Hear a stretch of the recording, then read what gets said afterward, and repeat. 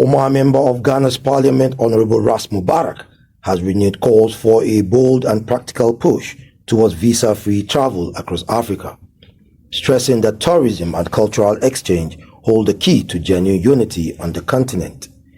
Speaking at the Ghana High Commission in Abuja, Mubarak argued that Africa's borders, largely colonial impositions, have for too long restricted integration and limited opportunities for economic and social growth.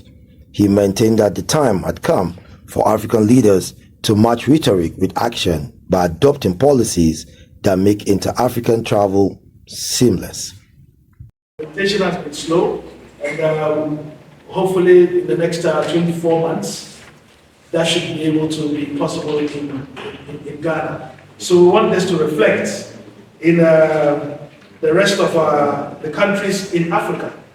And you see, we are in a continent of 1.4 billion people. Our combined GDP is 3.4 trillion, depending on your source of information. This is a huge market. If we're trading more amongst ourselves, if we're opening our borders and inviting each other into our respective countries, you can imagine the jobs that this would create. You can imagine the tourism revenue. You can imagine even understanding each other. You know, it's easier for us to go into each other's country and learn about each other. So the Trans-African Tourism and Unity campaign is about campaigning for a visa-free Africa. It's about showcasing the beauty, like we saw here in Abuja when we came in, the greenery. We spent time at the Abacha barracks where we had a taste of fish from the Mami market. These are things that we need to showcase to the people of the world, to show them what good things there are in Africa. So to our Nigerian people, we say amplify Abuja's glory. You are renowned for your vibrant energy. Use it to tell the world of this city's beauty, its market, its culture. And I beg you, my dear friends in the media, stop the jollof war with Ghana. You know that we maintain the crown, and instead spend your energies promoting Abuja, which is beautiful, which is a jewel, and invite the world to come to a city like Abuja and experience that. Talk on the radio and on TV and online about a pressing need. Africa has a very youthful population, and all of these young men and women who are graduating from institutions of higher learning and those who haven't even gone to school are looking for opportunities.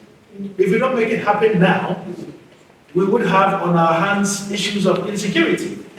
So we have a choice between insecurity and security, between order and chaos. It's entirely up to the leaders, to make the bold decision of this happening. But I feel excited that other African countries are showing the way.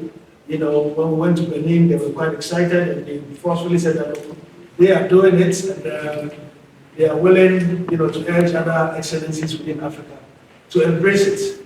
And as you know, Nigerians haven't flooded Benin.